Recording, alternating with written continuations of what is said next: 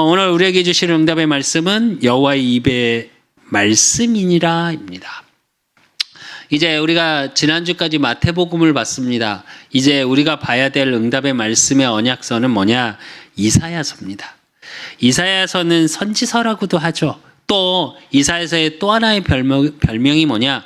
구약의 복음서다 이렇게 말합니다. 그래서 메시아라는 단어, 메시아라는 언급이 300회 이상 나와요. 그 이야기는 이사야서의 중심은 뭐냐? 모든 것 회복이에요. 그래서 이제 오늘부터 이번 주부터 계속 우리가 말씀을 보면서 우리가 봐야 될 게 뭐냐? 이유, 또 거기에 대해서 하나님이 회복시켜 나가시는 응답으로. 그래서 여러분이 모든 것이 하나님의 말씀으로 회복되어지고 복음의 능력으로 회복되어지고 또 여러분 때문에 교회가, 가정이, 내가 있는 직장이, 여러분의 사람들의 만나는 여러분의 삶의 현장 모든 사람들이 회복되어지는 증인. 그래서 하나님의 말씀이 또 임마누엘의 축복이 복음의 능력이 부활의 능력이 내 삶에 어떻게 나타나는지 설레이는 마음으로 새로 시작하셨으면 좋겠어요. 또 이번 주가 추석 주간입니다. 정말 이번 명절을 통해 여러분의 가문이 회복되어지는 또 여러분의 가문에 포로되고 묶여있고 안 되어지고 저주 재앙 속에 있었던 모든 것들이 여러분 때문에 회복되어지는 증거가 나타나는 귀한 한 주간 되시기를 예수 그리스도의 이름으로 축원드립니다. 그러기 위해서 우리가 서론에서 조금 생각해보고 넘어가야 될 게 뭐냐? 한 번쯤은 생각해 보셨습니까? 여러분은 죄라는 게 뭐가 죄 같으십니까? 물론 우리가 알고 있는 죄는 두 가지겠죠. 법에 정한 그 법의 테두리를 벗어난 죄. 왜냐? 왜 법이 중요하냐? 우리가 공동체잖아요. 여러 사람이 살아가면서 요것만큼은 지키고 살아가야 서로 불편하지 않겠다라고 정해진 게 법이에요. 그리고 또 하나는 뭐가 있냐? 윤리라는 게 있죠. 법의 테두리는 아니지만 그래서 뭔가 뭐랄까 어겨서 죄를 쉽게 말해서 죄에 대한 대가를 치르진 않지만 왜 그런 거 있잖아요. 어른한테 반말한다고 법에 저촉받습니까? 아니거든요. 근데 우린 다 뭐라 그래요? 윤리라는 기준에서 죄라고 생각을 하죠. 그런 것처럼 윤리적으로 나누는 죄도 있습니다. 이것들이 다 죄가 아니냐? 죄 맞겠죠. 왜? 서로 약속한 걸 어겼으니까. 근데 잘 생각해 보시면 법도 마찬가지고 윤리도 마찬가지고 인간이 살아가면서 이렇게 해야 된다라고 인간들끼리 정한 규칙입니다. 정확히 말하면. 그래서 죄라는 우리의 기준은 어떻게 되어 있냐? 무언가 정한 규칙을 어겼을 때 그걸 죄라고 이야기를 합니다. 일반적으로는. 근데 우리가 오늘 봐야 될 죄에 대한 의미는 뭘 좀 여러분이 생각해 보셨으면 좋겠냐? 진짜 그렇다면 그것만 죄일까요? 저는 개인적으로 진짜 죄는 뭐냐? 죽이는 거. 살인을 말하는 게 아니라요. 말이나 감정으로 다른 사람을 죽이고 나를 죽이는 거. 저는 그 죄가 제일 큰 죄 같아요. 왜냐? 요즘 뭐 너무 많죠. 연예인들이 대부분 좀 자살을 하고 이번에도 뭐 계속 우리가 저와 여러분이 아는 것처럼 교사분들, 초등학교 교사 선생님들께서 자살을 택하고 하는 가장 큰 이유가 무엇이었는지 아십니까? 말로 사람을 죽이는 거예요. 근데 어떻게 죽이는 거냐면 무시하죠. 그래서 상대방의 자존감을 끊임없이 갉아먹고 떨어뜨리죠. 너까짓 게, 네가 뭔데. 그러면서 뭐 어떻게 되냐. 결국은 우리가 자살을 택하는 가장 큰 건 뭐냐. 자기가 자신을 죽이게 되는 거예요. 그래서 진짜 죄는 저는 뭐라고 생각하냐. 내가 나를 죽이는 거예요. 다른 사람을 말로, 눈빛으로, 행동으로, 뭐 액션을 통해서 아니면 상황을 통해서 죽이는 것보다 더 나쁜 게 뭐냐? 자신을 죽이는 거예요. 그리고 그거보다 더 나쁜 건 뭔지 아십니까? 후대를 죽이는 거예요. 저는 개인적으로 그런 생각을 조금 합니다. 게임 개발자들, 지금 아시안 게임이 시작했는데, 아시안 게임이 이제 e스포츠가 나오죠. 그게 이제 메달로 이렇게 나올 정도로 하나의 스포츠화 된 건 맞습니다. 근데 스포츠화로 끝나면 참 좋은데, 지금 전 세계의 우리의 후대들이 제일 중독되어 있는 게 두 가지입니다. 그게 뭔지 아십니까? 개인 방송, 유튜브라든지 뭐 넷플릭스라든지 해서 개인적으로 그냥 잠깐 볼 수 있는 영상 매체들. 그리고 또 하나는 게임이에요. 대부분의 남자들은 게임, 여자들은 영상. 그리고 남녀 통틀어서 조금 더 영향을 끼치는 게 뭐냐? 웹으로 보는 만화책. 웹툰이라고 하죠. 제가 이 얘기를 왜 하냐? 그런 것들을 보면서 제일 중요한 게 뭐냐? 치유받고 자존감이 세워지고 점점 인성이 늘어나는 게 아니라요. 반대 역할을 너무 많이 해요. 제가 왜 문화가 자꾸 얘기를 하냐? 세상의 문화가 무조건 나쁘다. 저는 그 말을 하자는 게 아니에요. 세상의 모든 대부분의 게임은 죽이는 게임입니다. 남을 죽이고 남의 아이템을 뺏어서 내가 살고 주변을 다 죽이는 거. 대부분의 요즘 우리가 보는 영상에 재밌다고 웃는 것들은 뭐냐? 남을 놀리는 거. 그리고 남이 골탕 먹는 거. 그걸 보면서 우리는 굉장히 즐겁다고 웃어요. 영상 중에 유명한 영상 제가 이제 봤던 것 중에 한번 막 웃겨갖고 우리 영경 사람을 잠깐 보여준 적이 있어요. 그 죄송합니다. 이게 그렇게 그 조전네 이거 할머니 영상을 이렇게 보여줬어요. 개인 방송하는 할머니신데 이제 자기가 키운 이렇게 뭐 오이 먹어보겠습니다. 이러면서 드시고 ASMR도 아니에요. 뭐라고 그러시더라? 뭐 어쨌든 발음이 조금 중간이 날아가요. 근데 그러시던 분이 하는데 이제 닭이 뒤에서 계속 그래. 저거이씨 그랬더니 드디어 그걸 잡아버리셨더라고요. 그런데 그걸 이제 떨어뜨리면서 하는 욕이에요. 조졌네 이거. 그걸 영희사님한테 보여줬더니 영희사님한테 저는 막 웃었거든요. 아무 생각 없이. 근데 영희사님 딱 보더니 난 이거 하나도 안 웃긴데 이러더라고요. 왜 안 웃긴지를 생각해봤어요. 제가 지나서. 근데 우리가 그렇게 안 되고 잘못되고 남이 조금 뭐라 그래야 되나 힘든 상황, 어려운 상황 그걸 즐겨요. 한 심리학자가 나와서 그런 말을 하더라고요. 시대가 어려울수록 정말 재밌는 게 하나 있대요. 그게 뭐냐면 어떤 어려운 지역의 누군가를 도와주는 영상을 보면서 또 그걸 도와주면서 인간이 뭘 느끼냐. 물론 다 그런 거 아닙니다. 다 그런 분들이 계시다는 게 아니라 심리학인 정신분석학자가 뭐라고 얘기를 하냐면 그걸 하면서 자기 위안을 얻는데요. 그러니까 진짜 돕고 싶어 돕는 게 아니라 그 사람들을 위해서 돕는 게 아니고 자기 위안을 갖기 위해서 도와준답니다. 이게 무슨 말이냐면 나보다 안 된 사람을 보면서 힐링을 한대요. 이해되셨습니까? 무슨 말인지. 위로를 받는다고요.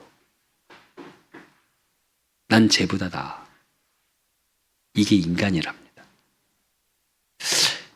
어쩌면 그래서 누가 그러더라고요. 그렇게라도 돕고 사는 게 어디냐고 말을 하는데 저는 모든 사람이 창세기 3장 이후로 죽이는 게 즐겁구나 였어요. SNS상 댓글 달면서 또 우리가 보는 많은 예능이 크게 두 가지로 나뉘죠. 지금 방송에서. 지금 딱 하나 더 등장한 게 뭔지 아십니까? 요즘 술 마시면서 방송하는 게 굉장히 유행입니다. 유튜브에서. 개인 방송에서는 조금 됐죠. 근데 이게 케이블로 넘어왔어요. 그래서 술 취해서 막 하는, 얼마 전에 그걸 봤는데 저 너무 무섭어요. 우리가 알던 그 배우의 이미지하고 술 취하니까 완전히 달라지더라고요. 진짜 취했더라고요. 그 진짜 취한 걸 내보내더라고요. 그러면서 왜 그런 방송을 하는지 아십니까? 그 인간의 본성이 드러나는 걸 즐기는 거예요. 잘못되는 걸. 제가 왜 이런 얘기를 하냐? 세상에서는 점점 죄에 대해서 우리는 법의 테두리, 윤리의 테두리, 어쩌면 이것도 무너져 가려고 하는 것 같은 느낌? 그래서 어느 부분에서는 굉장히 관대하고요. 어느 부분에서는 막 몰아세우고요.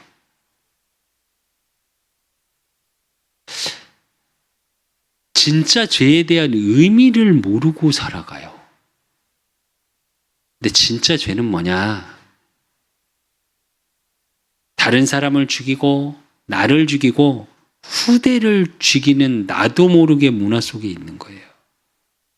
나도 모르는 감정선에 있는 거예요.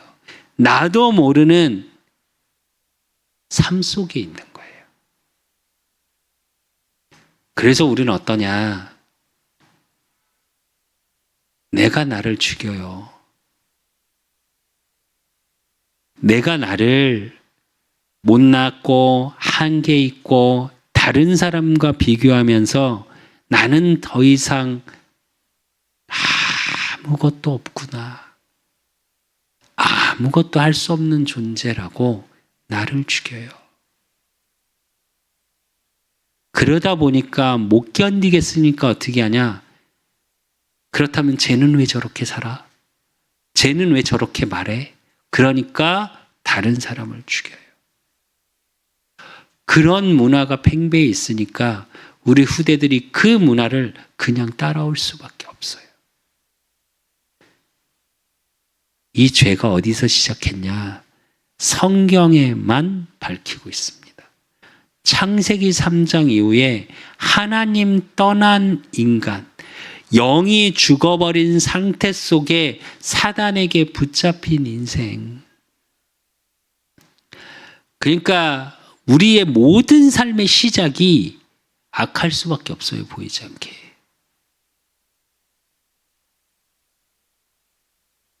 너희는 너희 아비 마귀에서 났으니 그는 처음부터 살인한 자요. 진리가 그 속에 없으므로 진리에 서지 못한다고 그랬거든요. 그래서 남을 죽이고 진리가 아닌 것을 가지고 진리라고 우겨요. 그러다 보니까 우리의 삶이 어떻게 되냐? 무엇이 죄인지 죄의 혼란의 시대. 대다수가 이게 아니라고, 이게 맞다고 하면 그냥 맞아가는 시대. 여러분만큼은 살리는 자가 되십시오. 여러분 자신은 성경에 밝히고 있습니다. 존귀한 자라고. 한 영혼이 천하보다 귀하다 했습니다. 그만큼 귀한 존재가 여러분이에요. 여러분의 가치는 정말 보잘것없고 약하고 힘든 그게 아니고 세상 천하보다 귀한 게 여러분의 가치예요. 여러분 자신 지금 하는 업, 사는 환경 그것 때문에 여러분의 가치를 낮추지 마세요.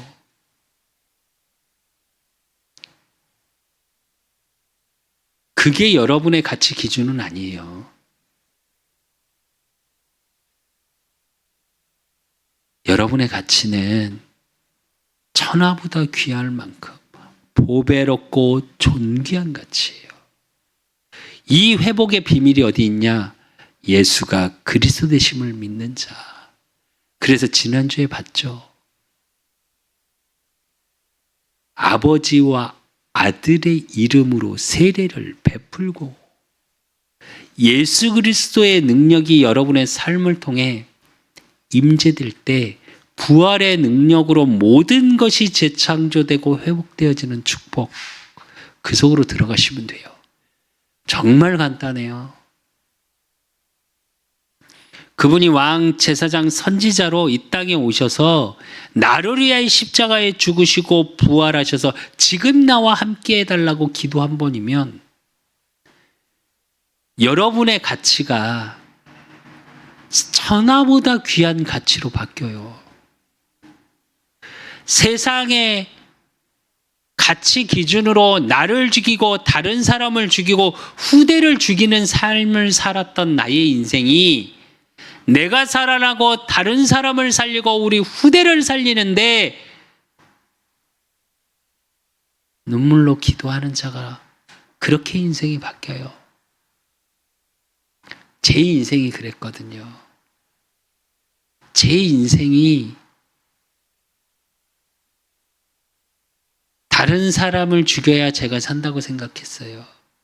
때론 우리 부모님은 왜 저러지? 나는 왜 이거밖에 안 될까? 나는 왜 운동을 이렇게 열심히 하는데 이 수준밖에 안 될까? 그러면서 저를 죽였고요. 그 원망의 화를 못 이겨서 밖에서 다른 사람과 싸우고요. 그게 제 인생이었어요. 근데 하나님 만나고 나서 제 인생이 어떻게 바뀌었냐? 왜 내가 청소년 시절에 왜 내 삶이 방황하고 그렇게 못 견디겠어서 다른 사람을 원망하고 다른 사람과 갈등하고 부딪히며 살아갈 수밖에 없었는지 내가 보였어요. 그러니까 어떻게 바뀌냐? 그렇게 사는 우리 후대들이 미치게 가슴이 아파요. 어떤 분이 한참 밤에 이렇게 전도를 하러 다녔었습니다. 몇 년간. 술 먹고 공원에서 아이들 오토바이 타고 거기서 지들끼리 막 토하고 담배 피고 있는 그 현장을 몇 년을 다녔어요. 그랬더니 한 안수 집사님이 저한테 오셔서 그러더라고요. 그때 제가 전도사 때입니다. 전사님, 그러고 다니시다가 요즘 아이들 칼 들고 다닙니다. 저기 칼로 찔리시면 어떠시려고 그렇게 하고 다니시냐고 저한테 그러시더라고요. 제가 그분께 웃으면서 그랬어요. 그럼 고맙죠. 제가 그랬어요. 그게 무슨 말이냐. 그 친구는 제 말을 들어야 되잖아요. 그렇게 되면. 다른 사람들은 거부감 느껴 하더라고요. 청소년의 머리 노랗게 물들이고 오토바이 타고 막 아시죠? 이렇게 그 배달 오토바이 타고 막 그 시티백 타고 막 궁뎅이를 이래가면서 음악은 크게 틀고 막 뒤에 한 3명씩 2명씩 타고 막 그냥 봐도 위험해.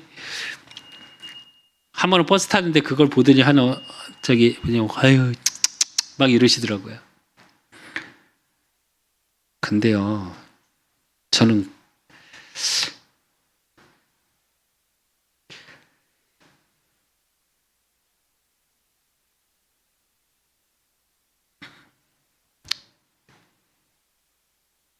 그런 아이들을 보면 가슴이 아파요. 그리고 귀여워요. 왜 그럴 수밖에 없는지를 알기 때문에. 나름 힘들고 괴로워서 나 힘들어요라고 외치는 거거든요. 근데 우리 그걸 비행이라고 말하고 손가락질하죠. 또 한 목사님이 저한테 그러시더라고요. 그런 친구들만 찾아다니면서 막 사역을 했더니 김전사 이제 그만하고 이제 엘리트 사역 좀 해. 저한테 그러시더라고요. 물론 엘리트도 많이 만나서 사역을 했습니다. 근데 저는 그냥 아이들이 그렇게 방황하는 아이들, 그렇게 힘든 친구들이 그냥 귀여워요. 그리고 이렇게 보고 있으면 가정 환경이 어떤지. 한 번은 그런 적이 있습니다.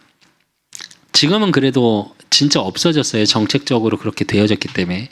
예전에 한참 주유소에서 청소년들이 많이 일을 했습니다. 그거를 이제 전문 용어로 꼰총이라고 해요. 근데 우연히 한 친구의 주유를 하다 이렇게 말을 해서 말을 하게 돼서 봤는데 좀 마음에 걸려서 다시 찾아갔어요, 제가. 그래서 복음을 전하고 그 친구가 영접을 하고 제 집에 한번 와보실래요? 그러더라고요. 그래서 집을 갔어요. 갔더니 가출한 청소년들끼리 6명인가가 모여 살아요. 어느 정도냐? 한쪽에 왔더니 아예 담배가 이렇게 담배꽁초가 이렇게 수북히 쌓여있어요. 그냥 술 빼고 뭐 말할 필요도 없고. 구청을 찾아갔습니다. 이 아이들을 도울 방법이 없나 하고.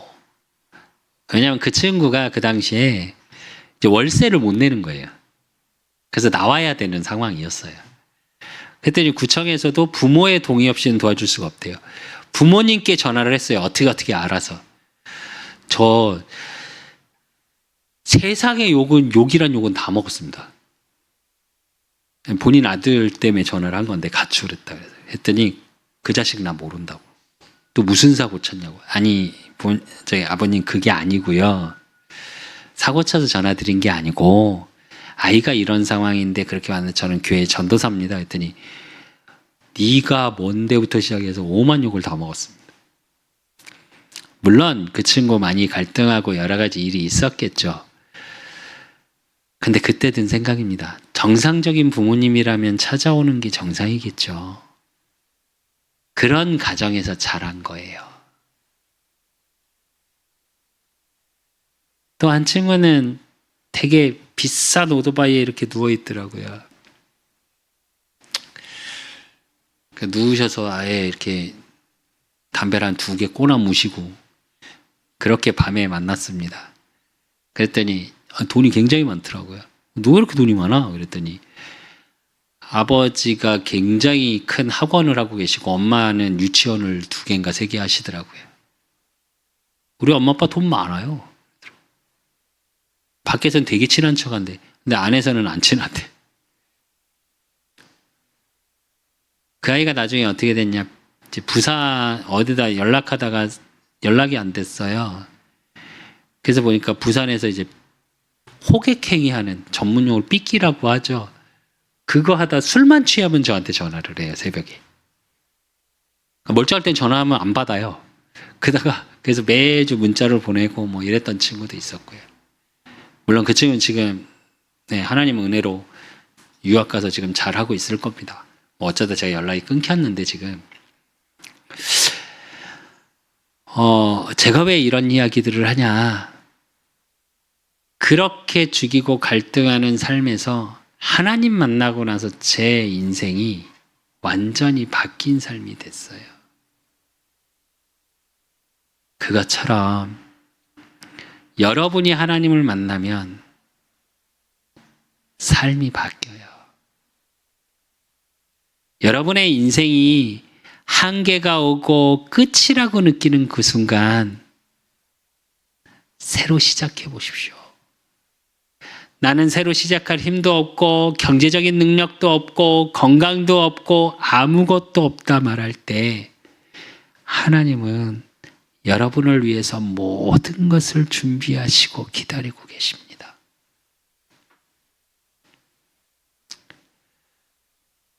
우리 어른들 말씀처럼 내가 죄가 많아서, 아니요. 그 죄는 여러분의 죄가 아니라 사단이 가져다 준 죄입니다.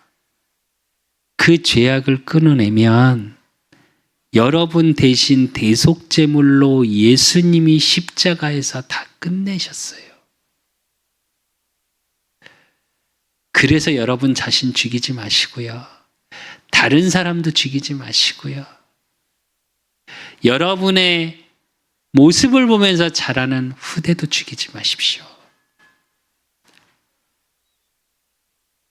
제가 지난주에 우리 큰아이를 좀 혼을 냈습니다. 혼을 내면서 제가 뭐라 그랬냐면, 이제 네 나이가 30이 넘었다. 이제 네 나이부터 준비할 때가, 그 결과가 아빠 나이 때 보여진다. 근데 무슨 돈을 많이 벌어라, 성공해라, 잘 살아야 되지 않겠냐. 아들, 근데 그 말이 아니다, 아빠 말은. 지금 아빠 힘들다. 여러 가지 일도 하고 있고, 목회자로서 또 우리 그 사람께 많이 어려움도 있고 힘들다. 그러나 아빠가 행복하다라고 말할 수 있는 이유가 있다. 그러면 설명을 쭉 해줬어요.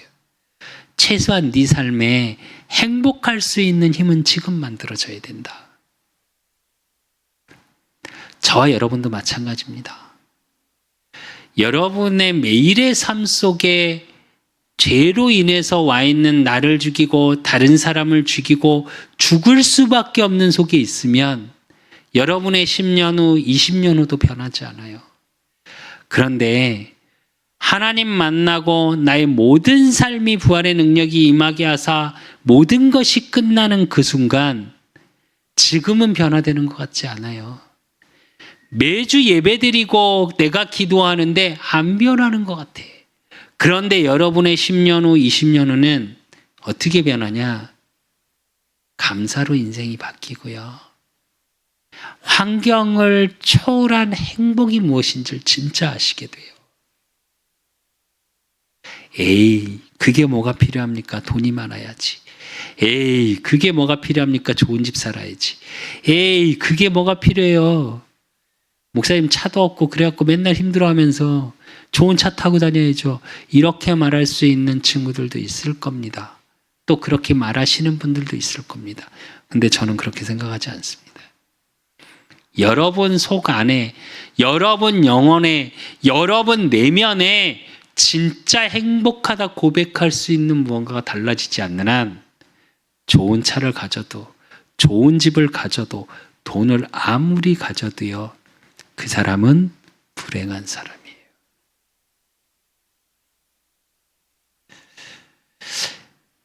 진짜로 모든 것이 바뀌는 복음의 비밀 속으로 들어가시고 하나님 만나고 내 인생 모든 것이 회복되어지는 복음의 능력이 여러분의 삶을 통해 나타나 여러분을 통해서 여러분 자신이 살고 현장이 살고 만남이 살아나는, 또 여러분 가문이 살아나는 참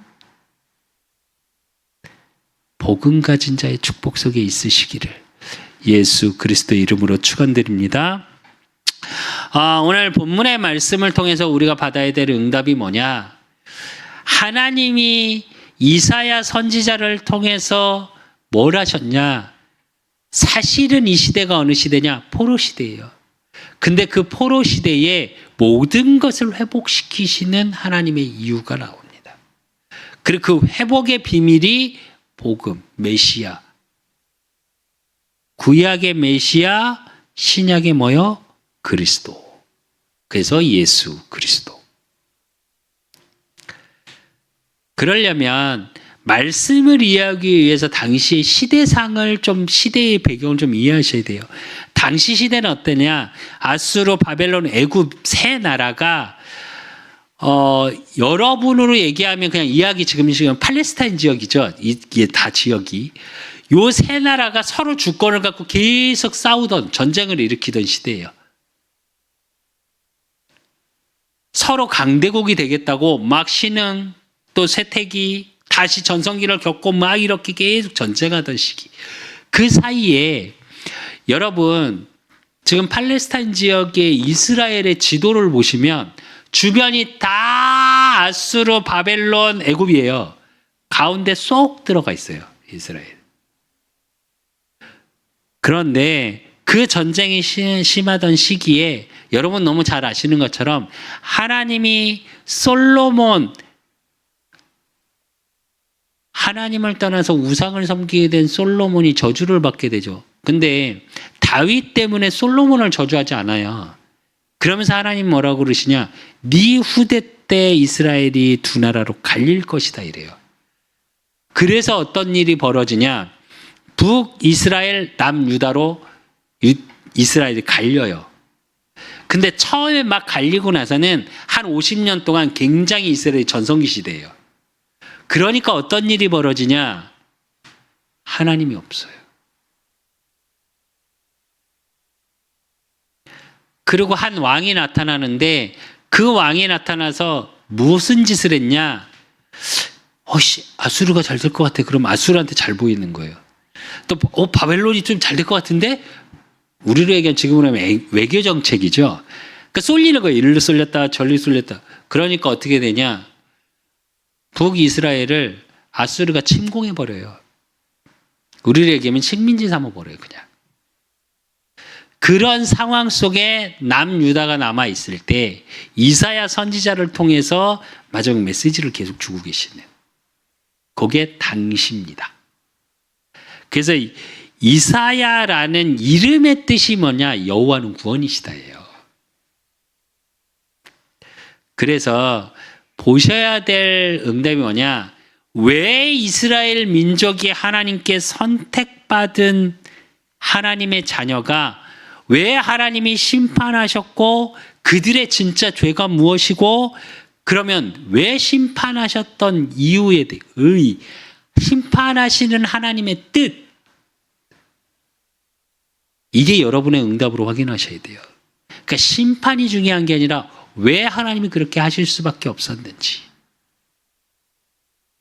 이걸 알면 여러분의 삶에 하나님이 예비하신 응답이 보여지겠죠. 그래서 제일 먼저 봐야 될 게 뭐냐? 심판의 원인이에요. 오늘 이사야 1장 2절에 보면 하늘이여 들으라 땅이여 귀를 기울이라 여호와께서 말씀하시기를 내가 자식을 양육하였거늘 그들이 나를 거역하였도다 이래요.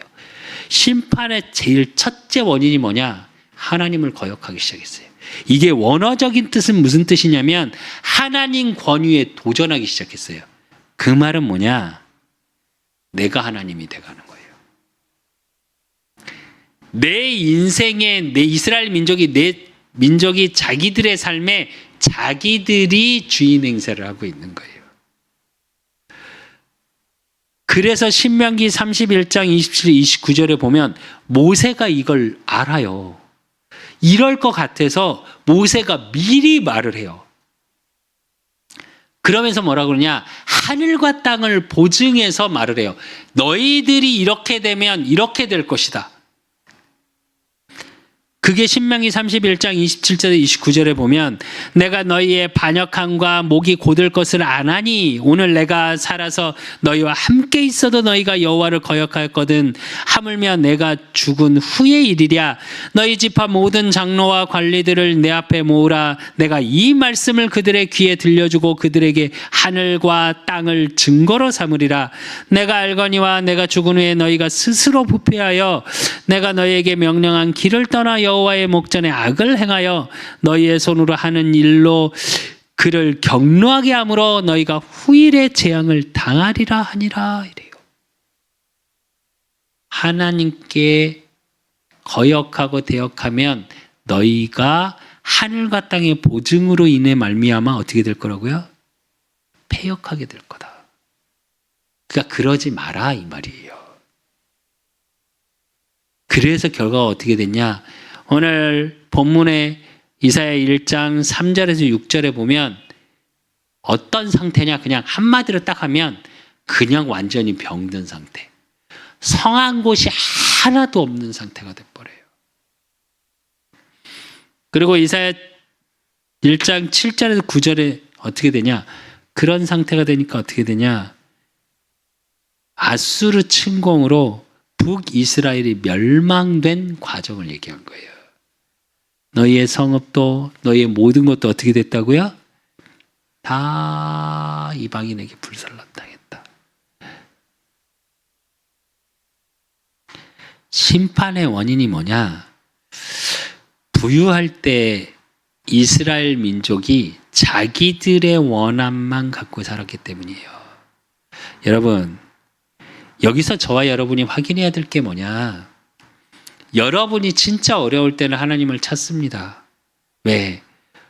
하나님이라도 붙들지 않으면 진짜 죽을 것 같은 느낌이 들거든요. 하나님 자녀는. 근데 어느 때가 진짜 위험하냐? 응답 속에 있을 때예요. 하나님이 주시는 응답 속에 있을 때 사단이 욥이라는 당대 의인이라 말할 수 있었던 욥이 모든 게 잘 됐어요. 어느 정도냐?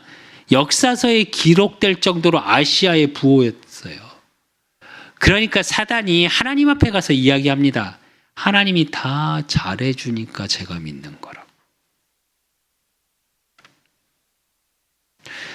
그래서 사단이 여러 가지 시험을 하죠. 결국은 욥은 내가 정금같이 나온다는 고백, 하나님이 그래서 7배로 채워주시죠. 성경에서 7한 수는 완전한 숫자라고 몇 번 말씀드렸죠. 완전한 회복을 얘기하는데, 근데 이건 제가 어려움 당할 때 사실은 한 목사님이 욥기서를 읽어보라 해서 읽고 나서 그 당시 제 어려움 속에 하나님이 이렇게 일하시구나라고 생각했었는데, 지금 제가 생각해 보면 욥의 신앙은 정말 대단한 거였구나. 정말 여러분의 삶 속에 무언가 진짜 잘 될 때, 그래서 모든 게 너무 당연시화될 때, 그때 조심하셔야 돼요. 그럼 어떻게 되냐? 하나님 없이 살아요. 그래서 진짜 하나님 자녀의 죄가 뭐냐? 이게 두 번째 볼 겁니다. 그게 이사야서 1장 10절에서 11절이에요.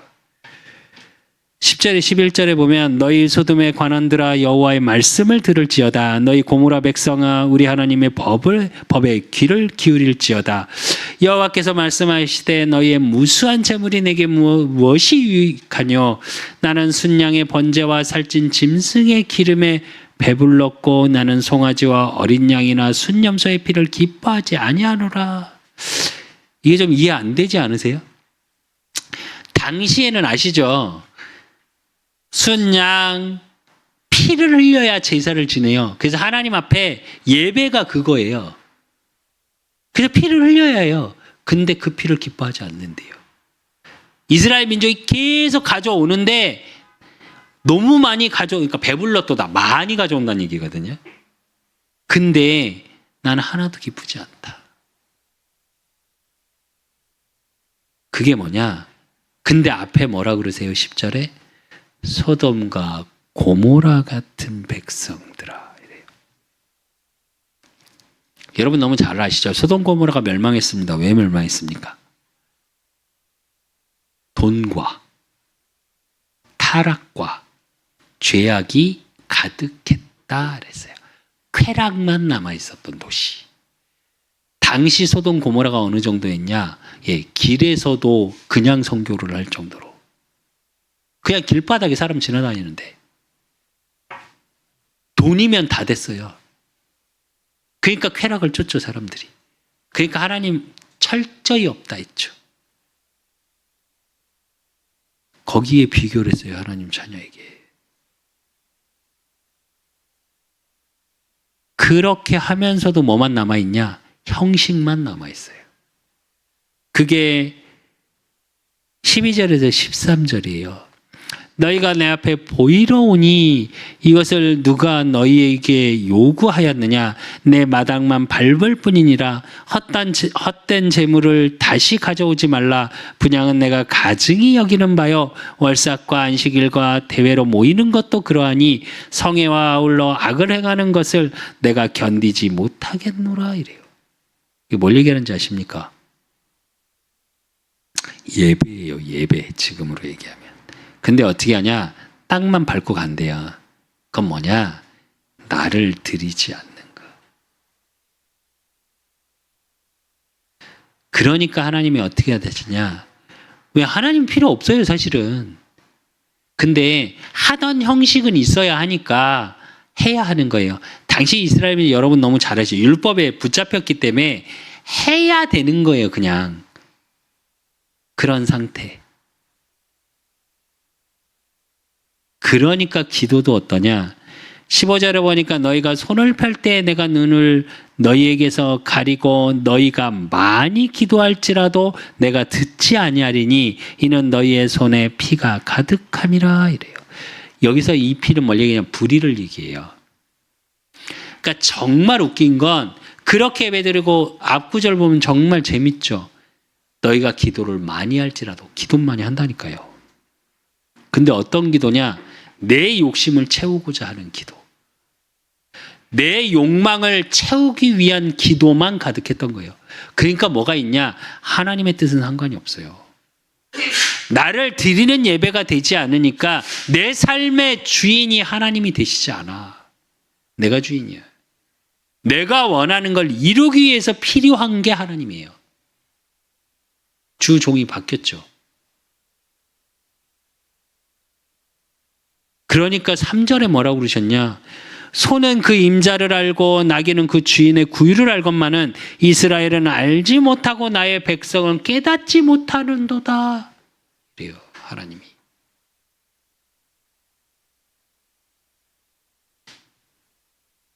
하나님이 원하시는 건 뭔지 아십니까?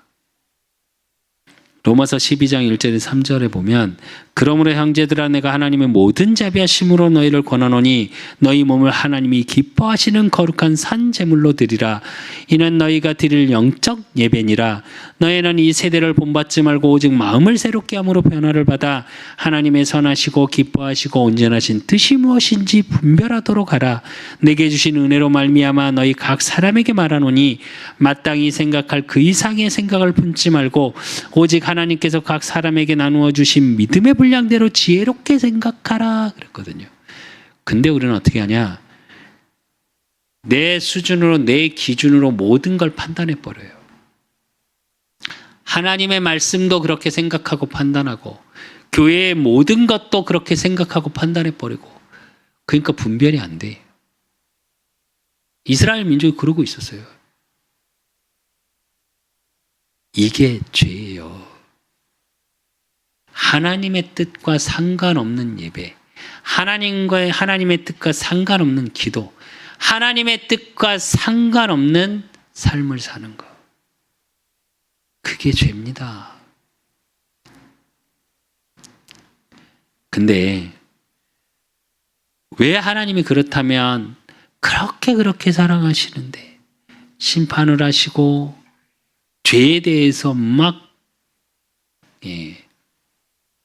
질책하시고 왜 그럴까요? 하나님 무서운 하나님이니까? 아니요. 우리 너무 잘 알아요. 불신자도 알더라고요. 기독교는 뭐라고 그래요? 사랑의 종교 아니냐 이렇게 말해요. 하나님은 사랑이시라고 그랬거든요. 근데 왜 이렇게 할 수밖에 없냐? 하나님이 심판하시는 의에 대해서 아셔야 돼요. 그게 18절에 나옵니다. 여호와께서 말씀하시되 오라 우리가 서로 변론하자. 너희의 죄가 주홍 같을지라도 눈과 같이 희어질 것이요 증언같이 붉을지라도 양털같이 희게 되리라 이래요.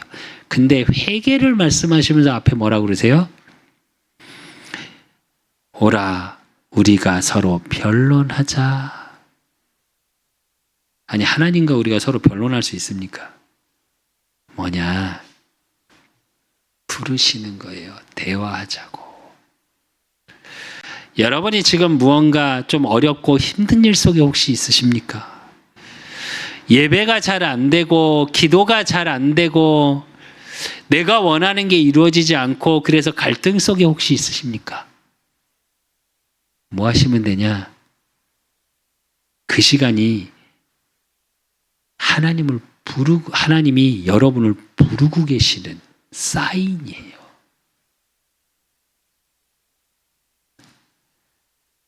근데 왜 부르시냐? 19절에 보면 너희가 즐겨 순종하면 땅의 아름다운 소산을 먹을 것이요 이래요.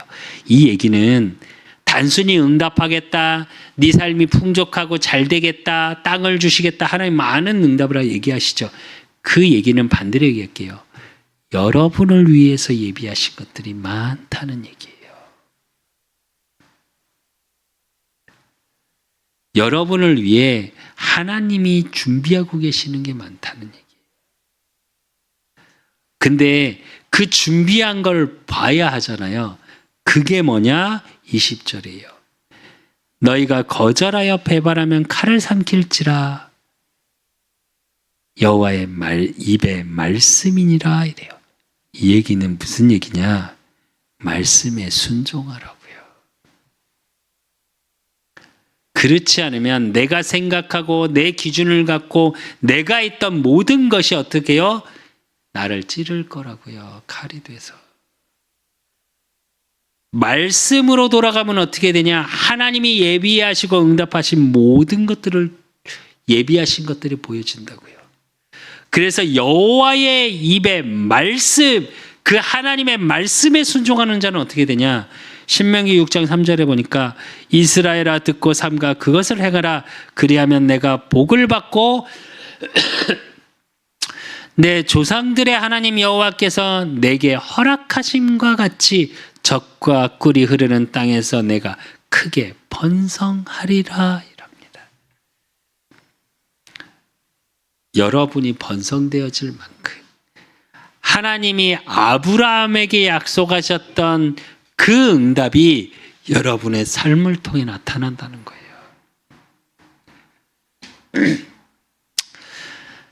2023년 이제 9월이 지나가고 10월이 다가옵니다.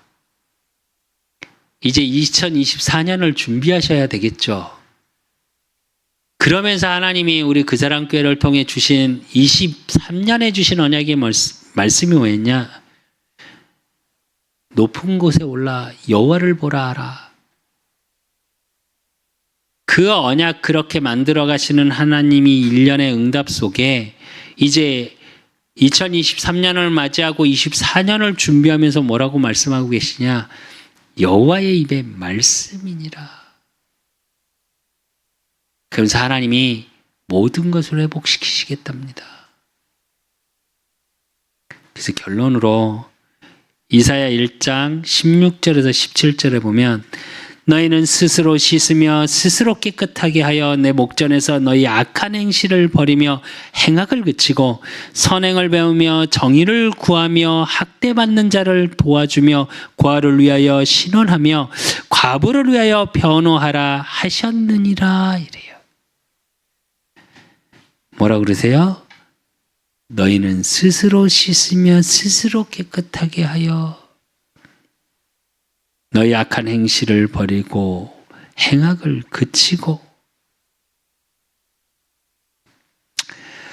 여러분의 삶에 하나님께서 내 목전에서 그러세요. 하나님 앞에 서세요. 이제 사람 앞에 서시고 세상 앞에 서지 마시고 하나님 앞에 서시면 됩니다. 그러면서 뭐라고 그러시냐? 선행을 배우며 그래요. 하나님의 뜻을 따라가는 거예요. 정의를 구하며 하나님의 뜻을 따라가는 삶이에요. 그러면서 뭐라고 그러세요? 고아를 위하여 신원하며 과부를 위하여 변호하니라. 이제 어려움 속에 있는 자, 하나님 떠나서 고아와 같이 버려진 영혼을 살리는 자, 하나님 떠나 과부와 같이 가장 인생이 어렵게 된 사람을 세우는 자, 그래서 복음을 증거하고 양육하고 그래서 사람을 세우는 자의 축복. 그래서 여호와의 입의 말씀이니라. 그래서 말씀의 능력이 여러분의 삶에 임해서 모든 것이 회복되고 여러분을 통해 가문이 살아나고 가정이 살아나고 후대가 살아나고 교회가 살아나고 여러분 때문에 여러분의 현장에 업이 살아나는 축복의 증인 되시기를 예수 그리스도의 이름으로 축원드립니다. 하나님 아버지 감사합니다. 우리 그 사람께 모든 성도들 여호와의 입의 말씀이니라. 내가 지금 포로된 거 하나님의 어려움 속에 하나님이 주시는 어려움 속에 있는 속에 있음이 고백되어지고 확인되어지고 그 속에서 그럴 수밖에 없는 분명한 이유와 조건과 답을 갖고 이제는 하나님이 내게 예비하신 것이 발견되어지고 인도받는 우리 그 사람께 모든 성도들 되어질 수 있도록 하나님 축복하시사 하나님이 예비하신 크게 번성하고 적과 꿀이 흐르는 땅으로 인도받는 그래서 많은 자를 살리고 세울 수밖에 없는 축복의 증인되어질 수 있도록 저들의 삶을 붙잡아 주시고 저들의 경제를 붙잡아 주시고 저들의 업을 붙잡아 주시고 저들의 가정 가문을 붙잡아 주시는 축복 속에 있게 하시고 특별히 하나님 2주간 추석 명절이 있습니다. 정말 저들의 가는 모든 삶 속에 가문이 살아나고 세워지는 응답 속에 있을 수 있도록 하나님이 축복하시고 인도하시고 역사해 주실 줄 믿사옵고 살아계신 예수 그리스도 이름으로 감사함으로 기도드리옵나이다. 모든 문제 해결자 되신 우리 주 예수 그리스도의 은혜와 우리 하나님 아버지의 극진하신 사랑하심과 성령님의 유통 역사하심이 여호와의 입의 말씀으로 살아가기를 소원하는 우리 그 사람 교회 모든 성도들 머리 위에 저들의 가정과 업과 모든 만남 위에 이제로부터 영원까지 항상 함께 있을지어다. 아멘.